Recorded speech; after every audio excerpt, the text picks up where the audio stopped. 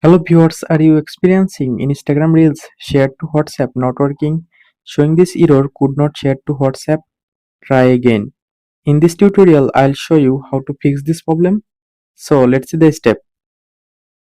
For fixing this problem, first of all, check your internet connection and make sure your internet connection is working properly. And then find Instagram apps. Now long press on Instagram apps. And then open Instagram app info. Click on I button or app info. Go to storage option, click on storage, click on clear cache, go back, click on force stop, click on OK to confirm. Now go back to home screen and then go to Play Store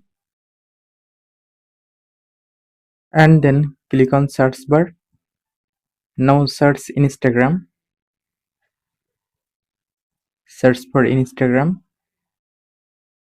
From here, update your Instagram apps in latest version. Now wait for completing update process.